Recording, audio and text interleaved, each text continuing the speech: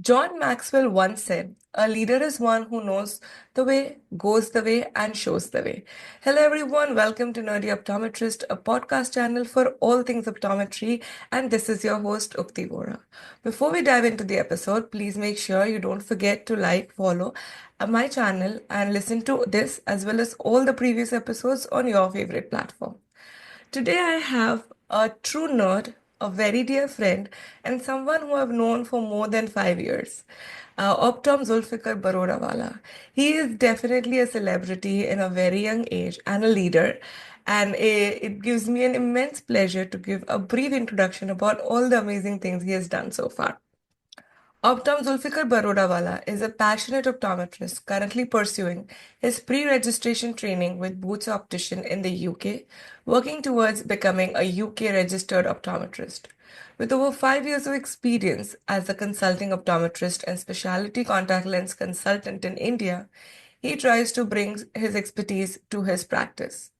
Beyond clinical roles, Zulfikar co founded not one but two global initiatives like Prismatic Visionary Solutions and the online Optom Learning Series. Both have been definitely empowering optometrists and the profession around the world. Dedicated to community service and innovation, he combines his clinical acumen with creative pursuits, including graphic and website designing, photography, and social media marketing. He's definitely my go-to person in case I get any challenges while making any of these website changes or design changes. So from being my go-to tech guy to being a nerdy optometrist guest, it's been a true journey and an immense pleasure to welcome Zulfikar into my nerdy family. So very warm welcome, Zulfi.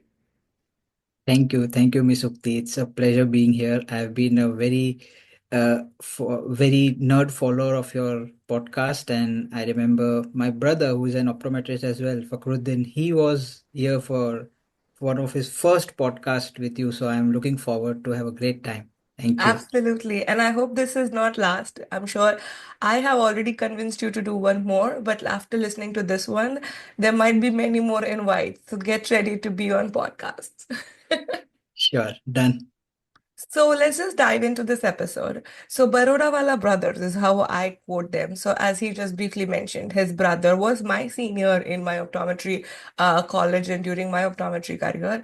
So I have pretty much known these brothers for a while now, but I don't know how did you guys bump into optometry. So I'll let Zulfi you share me. How did you bump into this world of eye care and optometry? So the story goes back. I think this is one of the very commonest answers you would come across where I wanted to always do a community service.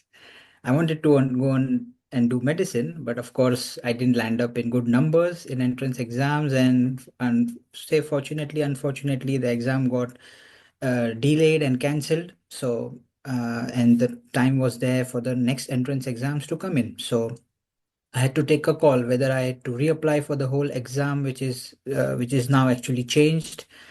But then I saw my brother who was doing well in optometry, and it was one of the very noble professions which I was learning about when he was doing optometry, and that's how I decided that let's become a duo and do something well for the growing community back in India. So here I am. You did have an amazing, amazing career in India. You were flourishing with the specialty care as well as, making practicing optometry in India. What made you choose, or what was the thought process behind moving to UK or any other country in that matter? What encouraged you or inspired you? So very good question. Actually, a lot of my friends, a lot of my colleagues ask this because I was doing quite well, actually, a dream position where I was there. I was doing a lot of experiments, a lot of startups, and helping my patients at the end. What happened is I was silently looking for some good opportunity overseas where I am challenged on my potentials, uh, catering more towards patient care and being more responsible. as we all know, India is still getting there to get regulated in optometry. So uh, it was a little challenging decision to really make the UK my destination, but then things turned out well. Uh, and I'm here in the UK, and already I'm in my fourth month of pre-registration program, and really it's been a time to learn everything back from scratch from the basics of optometry. So that's how I have come in UK and now challenging my potentials to really know what the best I can do.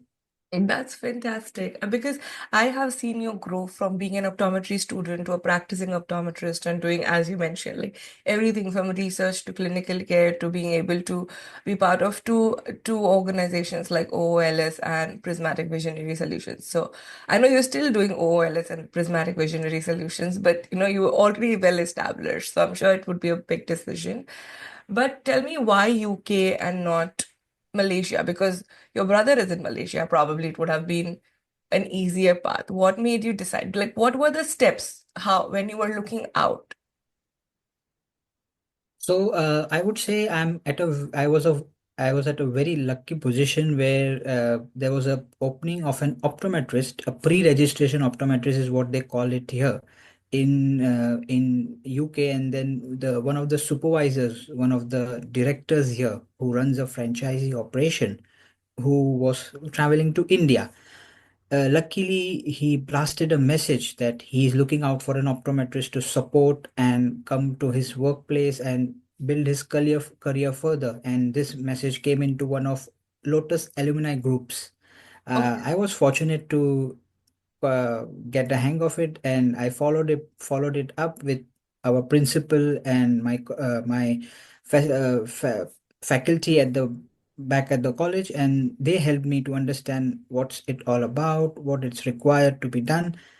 And as he was there in India, the supervisor, I had a face-to-face interview, and I did quite okay there, and he was quite interested for me to start the process in coming to the UK, and then the journey began to really plan.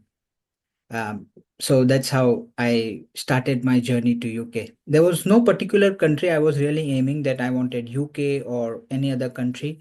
Now, coming back to answering Malaysia question, my brother is been there in Malaysia since about now 11 years almost. Yeah. Uh, he was knowing that I'm looking for opportunities, but me again going to the same country would be just not exciting as he went there in 2014. So he Yeah. wanted me to, I think he wanted me to uh, push my potentials more than him, because now he is an expert of in his field. So he wanted me to really uh, do hard work and probably excel faster as he wanted, and we both dream for ourselves. So that's why UK luckily became one of my countries to be here. That's fantastic. And I really love both your answers. One, the fact that, always keep an eye out and reach out to people, which I know you are amazing in terms of networking. But just a key message for all the listeners, if you are looking for something, if you come across some opportunity, reach out, talk to people, because you would not know what a conversation, or in Hindi we say chai pe charcha, or it would just be like a coffee talk, can lead to something amazing that you've never thought about. So keep an eye out and talk to people. And I agree, in case if you are a part of like a family practice, it's always great to challenge yourself and do something different like you did and explore, because I'm sure new country means new opportunities but also new challenges. So we'll definitely get there. When you talk about pre-registered registered optometrist, right? What does that mean? Can you break that a little more? What are the steps for the processes and how can someone apply? Yes, so it's quite standardized and uh, quite stepwise process. What process I have come from India is basically I have been sponsored to come here and work for the workplace where I'm working. A franchisee model of Boots Optician, a Mm-hmm. very known brand which has 450 plus outlets across UK. one of the directors have sponsored me to be here. And what happens is the pre-registration program is basically qualifying an individual, Mm. an optometrist who is not studied in UK, to become a qualified UK registered optometrist. So it's like Yeah. about 1.5 to 2 years program where you sit for 75 plus competencies, where you are able to cater and show that you are good at your skills, clinical skills, as well as dispensing skills. So you have to write a case scenarios, you have to do proper logbook maintenance, and at the end, you have to give a OSCE exam, which is very important. And once you, of course, pass there, then you have a license to prescribe prescriptions and limited drugs here. That's fantastic. Again, two questions. When you say sponsored, what does sponsorship mean here? So it means, to my understanding, it has two meaning. One, whatever the visa and the Mm. process and the basically the money has gone in for me to be being from India to UK has been sponsored, has been Okay. supported by my franchisee owner, and the second meaning is, as he's supporting me for the process from Mhm. India to UK, as he's paying and letting me settle here, I have promised to work for him 2 more years after I graduate. So it's like a Contract. two-way relationship Mm. and a contract that, okay, once I qualify and everything, I will be definitely working with you to excel both our careers and workplace. So that's what uh, sponsorship means to my sense. Perfect.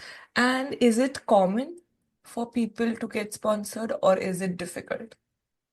If in as I said, in my case, I was lucky enough to get hold of one of the directors who is actually an Indian as well. So he is based in UK. So he comes and goes to India very often, every 2.5, 3 years. So I was very lucky to get that opportunity. But I'm not very sure if sponsorship system works so easily or no. In my case, of course, it was quite easy, but I'm not very sure if it's done very regularly or no.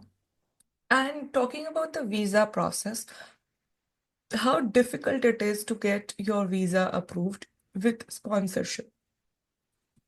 Yes, so visa with sponsorship has a lot of documentations altogether. For me, it took about 3 months for the documentations itself to come in one file, because they ask from A to Z, my qualifications, my identity as an Indian citizen. There are police track records checked at a very grassroots level, and then there is an interview at the end at the visa office, that Mm. what's the reason I'm going there, what I'm going to do, what's my plan, and my next 5 years gross plans of what I'm going to be and doing in the UK.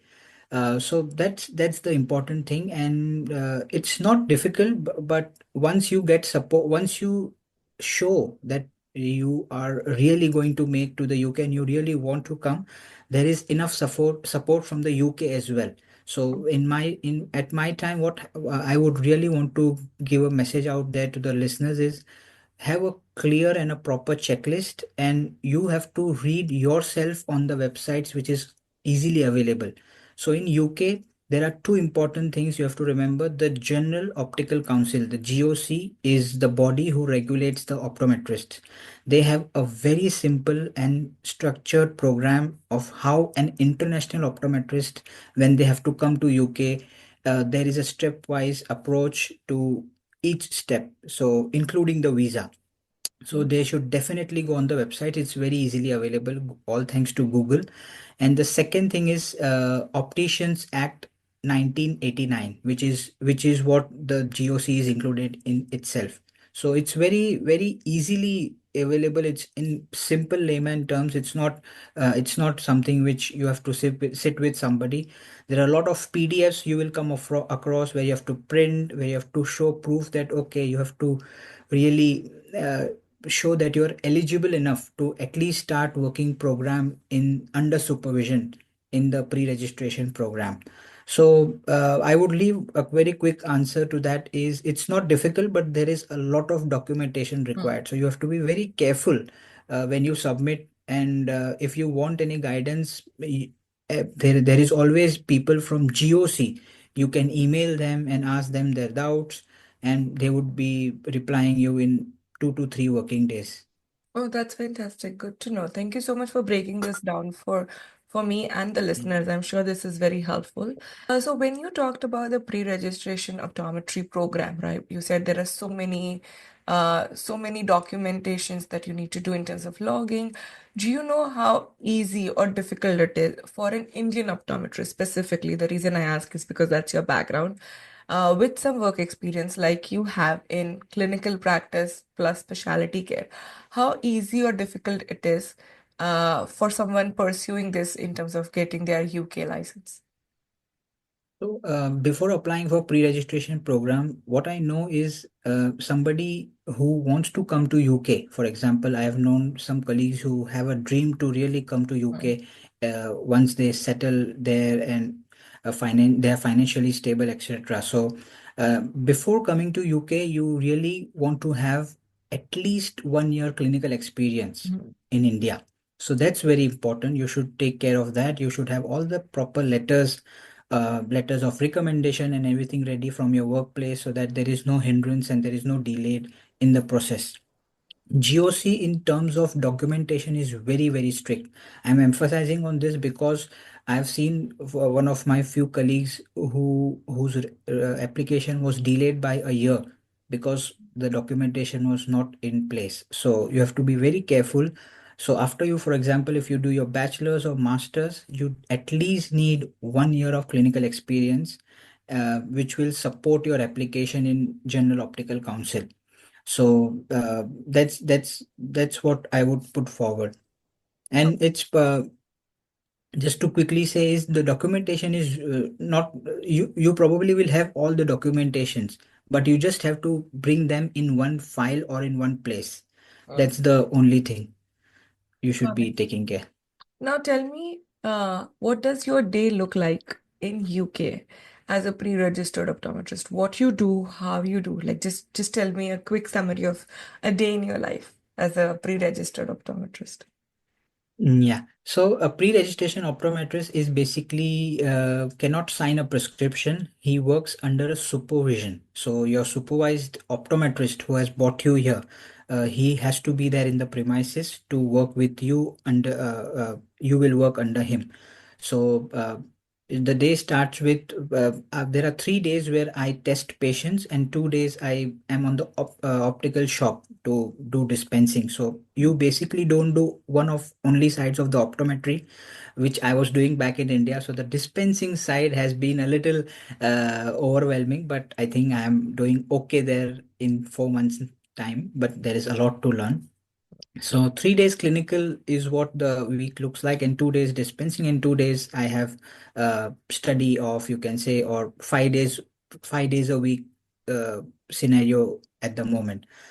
When I see patients, there are targets where I have to see a patient in 60 minutes, which includes, I believe in India, optometrists are only sometimes labeled as refractionists still, Mm, or a contact lens, or as an optician, not even a contact lens specialist. So it's growing still, but we will be there. In UK, you are the optometrist has a big responsibility when you see a patient. So from till A to Z, we do at the clinic. In 1 hour, we basically say, we tell the patient if I find something, if it's normal or abnormal. mm, And if it's abnormal, I have to refer them to the hospital. So there is a complete referral chain system set up by the GOC. So it's very important we know the whole process. So that in the day, I have now started seeing about 7 to 8 patients, which includes a comprehensive eye test, the dilation as well under supervision, and contact lens aftercare. And the dispensing days looks like it's a very busy day. So do dispensing, single visions, varifocals, multifocals is what we know from back in India. Here mm. they call as varifocals. So it's quite exciting, quite a new.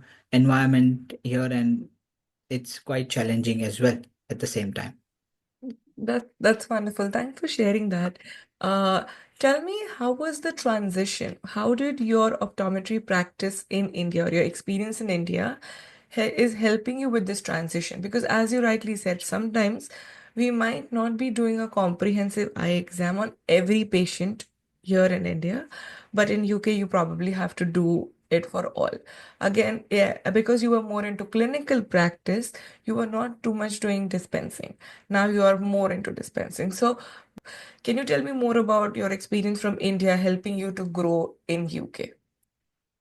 So, luckily, we both have been from a very, very good college. We have been challenged to our extreme potential. For example, the simplest is a retinoscopy, Mm. where still optometrists struggle after they have reached a certain level. They still are struggling, but I'm very, very thankful to Lotus College and the principal who has been so on the back for us optometrists to learn basic skills in like retinoscopy. So that's very important. And transitioning from India to UK has been smooth, but at the same time, there are set of disclaimers for UK registered optometrist which I have to follow.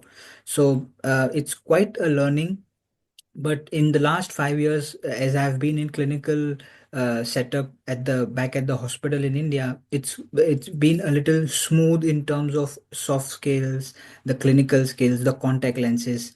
But there is in UK, it's a standard procedure. So you have to just let your skills place at the correct time, and I think you will be there. So it has been very helpful, thankfully, because our roots have been very, very strong enough. That's fantastic, sir. Thanks for sharing that because so what I'm hearing is your skills are pretty much the same. Like your skill sets that you've learned from India can definitely be used in UK or maybe in another country. The only thing is you just have to follow the protocol of that country to make sure that you are lawfully abiding to a comprehensive eye exam, for example, as per the GOC rules, not as per what you think what a comprehensive exam might have been, say, when you were practicing in another country, correct? Yeah, the first 2, 3 weeks were a complete reality check. My supervisor was also shocked to see skills of what, as an Indian optometrist, I bring. It is not completely absent, but it is not comprehensive, as you said. It's not. Mm, It's not like we are in UK. The optometrist is the patients know that they are going to the optometrist. The general public know, but in India, it's ophthalmologist. mm, So it's that the first barrier I broke out in my mind is that okay, the people know that they are coming to an optician or an optometrist. So you hold a very big responsibility. Even when you find something, you have to break a bad news to them, as simplest as a cataract. People mm, here are very sensitive, so you have to be very sure in justifying your points. In India, you have a backup of an ophthalmologist or you have a senior colleague here, but in UK you have to be very strong enough to say that okay, I have found a cataract and this is normal, you don't have to worry, but I'm going to refer you, etc., etc. So how mm. the GOC rules then comes in. So it's very important to be very vigilant about what you say here. That's what the 3, 4 weeks. I think the first 1 month was a complete refresher for what skills I have bought from India. It has been helped me to kickstart, but there is a long way still to go ahead and become optometrist, hopefully, in UK. I think you bring up a great point in terms of the mindset shift has been one of the biggest challenge or a transition. Because in India, as you rightly said, right, like we somewhere in clinical practice, we do have like a team. You're not always independent. I know there are several independent optometrists who are fantastic, who have already broken the barrier, but not the majority of us yet. So this basically is pushing you to be an independent think and practice as an independent optometrist, whether you're working in a group, whether you're working in a chain of opticals, like you said, like Boots Opticians or wherever that would be. But you are responsible for that patient. They're coming in for you. And I think that's I'm sure overwhelming for a lack of a better word, it could have been like very overwhelming initially. Like, okay, well, I am making Yeah, those decisions, but it also feels very liberal for the fact that you know what you're doing and it gives you more confidence as a practicing optometrist. I agree. I agree. So tell me about the ROI because sometimes when you make these decisions of moving to another country, I'm sure financial stability is also a very integral part of these decision. And when tell me more on reality standpoint of is it worth the change or what does the uh, financial aspect looks like after being at a pre-registered optometrist on becoming an optometrist in UK. So this is a very good question. I would answer it in a very simple way. Firstly, optometry in UK is a very well recognized profession, so you will be paid well. uh, Even if you are in a pre-registration program is what actually I'm going through, you will be paid well compared to, for example, in country in India from where I am. But but to survive here, to live your living expenses, your travel expenses, you would probably end up being uh, at saving nothing at the end of the month. Mm, if you if you have a good and a proper lifestyle, and traveling is one of the expensive things as well. So accommodation and everything, and in if you take into consideration, then you would really end up saving nothing at the end. So what I was told by my supervisor is, if you're coming to UK, just make sure that you don't spend anything unnecessarily. You mm. can eat food three times, no problem. You will have a good accommodation. You will feel, you will be at a cozy rented flat, but you should not spend unnecessarily if not required. So you have to save well. Um, Sending money back to home can be sometimes difficult depending on how much you spend, how is your traveling.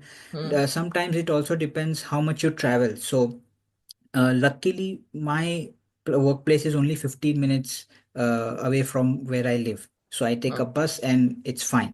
Sometimes people have to take bus, train, etc. So the end point is, the more you save, it will help you to live a little comfortable life.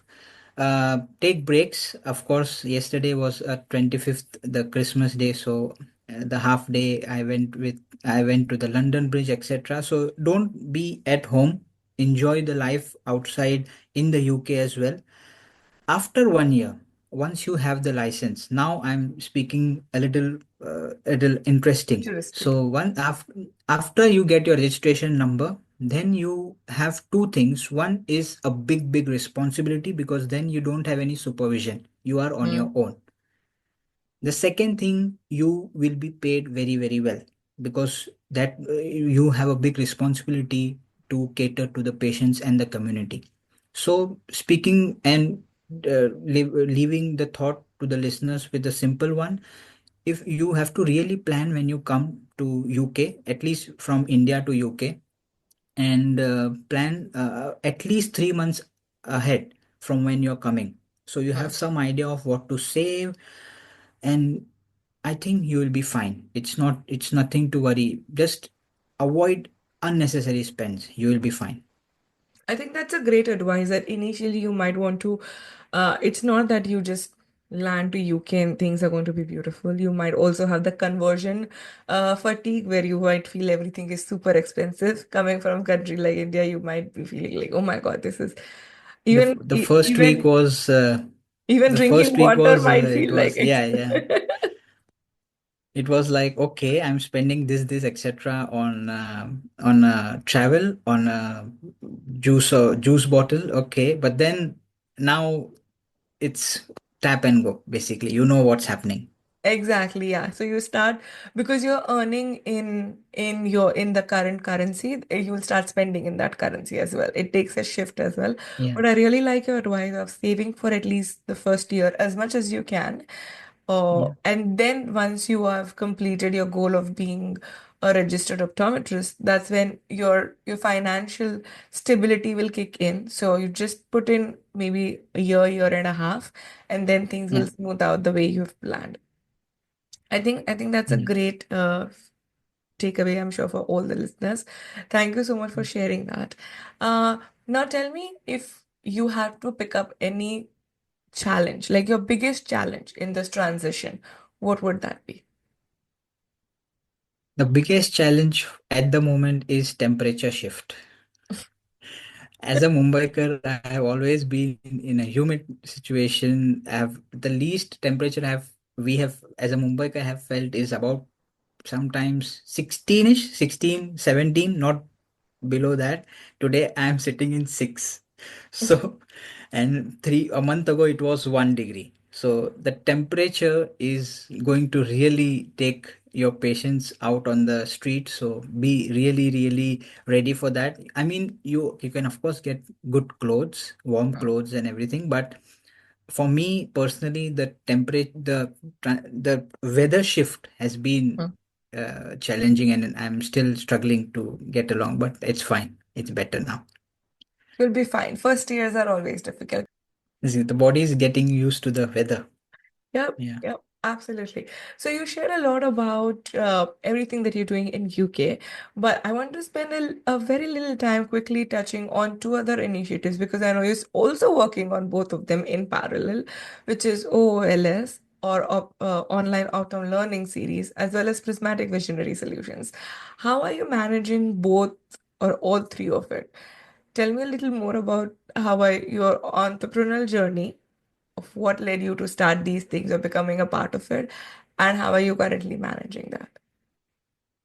So probably to your concurrent listeners, if they have heard Fakhruddin, my brother, he had shared a quick story Yeah. of how OLS came into picture. Where about in 2019, 2018, I had a plan that we should start some lecture series where you take lectures. Fakhruddin Mhm. himself can be taking lectures, and I will edit them. I like a quite video editing and graphic designing and everything. So that was the idea. He said, let's do it, but once you get graduate, once you become an optometrist in India, then we can take that forward. Then COVID came in. Unfortunately, fortunately, that was a kick point for us, where he being amazing networker, he got you were the first opening, I would say, ambassador. You're still an ambassador for online Optom learning series. So we started thinking, let's not get Fakhruddin always on the face or as a lecturer, but let's get people across the world, across the globe. Then we had the first 20 sessions back to back, starting from 1st April 2020, and that's where people started to know us as brothers and this as an initiative. And it's been continuing since then, and we just wrapped up last week with 248th session, and we are close to Oh. 250th session in I think in January 2025. So it's been quite a journey to learn. And as I edit, I listen to the lectures again because I try to attend it as well, and then when I edit, so I Mm. listen it 2 times. Of course, I can't remember everything, but there are some points where you don't forget forever. So it's been quite helpful for my journey in UK as well. Speaking about Prismatic is baby still. Yes. You are again one of the part of Prismatic Visionary Solutions initiative, where we cater to optometrist and the optometry as a fraternity worldwide, where we offer lecture series, courses. We have done a few courses now Mm-hmm. for the budding optometrist. So that has been uh, one of my extreme learning series as well. um, Managing these both have been actually okay, because in UK optometry, the time is very important. The time, they really follow here the quote, which is time is money. Mm. So from 9 to 5 is 9 to 5:30 is my work time, and it's strictly they adhere to this. And after 5:30, basically I'm free. Now, free doesn't mean in pre-registration optometry doesn't mean free. You have to study. I have books around me, so I have to read and learn and mark myself. But I have structured time in a way where I give some time of the day in a few days in a week to OLS, where I do edits, website editing, the lectures which has happened, um, and prismatic visionary solutions is a little uh, long process in their courses, so it I'm able to manage that as well. So it's going okay at the moment. I think once I get the license, I will more focus on these two and probably have some more ideas to put in. That's fantastic. So, a huge shout out to you for managing all of this together. I'm sure you're saying it more very casually, but it has been. I have seen you very closely on how you're juggling between your work in India, the transition, application, moving here. It's been a lot, but I think it's a true inspiration to all the young leaders as well as all optometrists listening to Yeah. this episode that. Uh, if you're passionate about something, whether it is starting your own platform or, becoming an optometrist in another country, or if you just want to grow your skills, please don't stop. Continue doing it. Try to find some time and try to have a more work-life balance if possible, just to pursue your dreams. And I think it will definitely help you because I'm sure OOLS has helped you learn or refine your clinical skills because it has helped me a lot as well. And I'll be dropping the links of both OOLS as well as Prismatic Visionary Solutions if people want to learn more about it, or they can reach out to any one of us and we'll be happy to help. Okay, we did talk a lot about your journey about UK. So now I'm going to go to my game segment. The first game that we're going to play is very simple, rapid fire. So, are you ready for it? Can't say no, so answer is yes. Oh yeah, you don't have a choice to tell me no. Uh, all right. So let's begin. Tell me your favorite destination. Oh, okay. Chennai. Okay. All right. A hobby or something that you do in your downtime, not related to optometry. Um, I watch Netflix. Okay. Netflix and chill is your downtime. That's good. One thing about you that people don't know. Oh, uh, it's a hard one. I mean, it's very difficult to wake me up. Oh, So, yeah. that's good to know. That's definitely a fun fact. Okay. Tell me about your favorite cuisine. I am a simple guy who likes to eat simple rice and dal. So, Okay. anything homemade is best to me. Okay. All right. If you were to interview someone, dead or alive, who would that be? Can it be like from the outside of Yeah, yeah, optometry? anyone, dead or alive, So, who would that be? I would want to interview my dad actually, and to know uh, any advice if he wants to give me, because we lost him very early in age. So I wanted to know from him what did he dream of me becoming. So that would be interesting. I'm very sure he would be very proud, and you and your brother are achieving more than what he would have even dreamt of. So I am very sure he would be very proud of what you guys are doing together. Yeah. But all right, if we were to write an autobiography about your journey, what would the title be? Interesting. Never thought of it, but okay. I'll take a few seconds. Autobiography.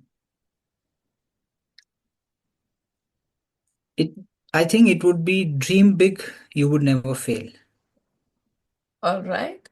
Okay. One thing that you dislike about technology. I know you are like a tech nerd, so I want to know one thing that you dislike about technology.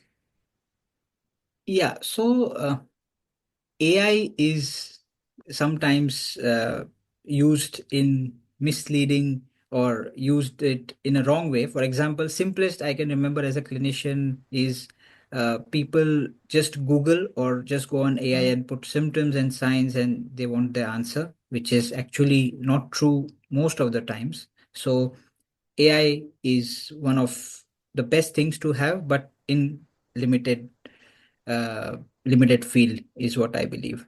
Mm. With fact checks. Yeah, yeah, definitely. All right, that's fantastic. You did great in our rapid fire round. Good job. Now we're Is there a going. hamper? Not yet. We have another game for you. No, Oh, there's no hamper. We're still looking for sponsors for hampers. oh, that's a shout out then. Sponsors for Nerdy Optometrist, please. Absolutely. All right, let's go to another section, which I hope you would be good at, which is called Boomer Okay. Lingo. So I'm going to tell you some uh, Okay. different words, which I'm sure the young generation is changing very rapidly. I'm not sure if I know them all, but let me test you on this lingo. So are you ready? Yeah. All right. FOMO. We'll start easy. FOMO, right? Yeah, FOMO. Fear of missing out, I think. Yep. Yeah. Basic. No, I don't know. Basic. You know. Okay. It is described it is used to describe someone who is like was mainstream standard, like someone who is like who is who is part of mainstream, but they call it basic. Oh, Yeah. I'm Okay. already feeling old. Okay. Okay. Bet. You bet. That's how it's been I used. think, I mean, what I understand from the slang is no idea. I don't know how to say Okay, let something me very use it in wrong. a sentence and tell, let me know if you can. Okay. Hmm. So if you ask me, okay, hey, will you be a guest on my podcast? I would be like, you bet. Oh, I think any doubts, like kind of thing. No, it You should means not have any yes. doubts or something. It just means yes. Yeah, I'll be there. Like, Oh, okay. oh Okay. yeah, you bet I'll be there kind of thing. So it's just Yeah, yeah. another way of saying it. Okay. Okay. To flex. Yeah, just to maybe show off something. Yeah, yeah, Yeah. yeah, yeah, yeah, yeah. Okay. Slay.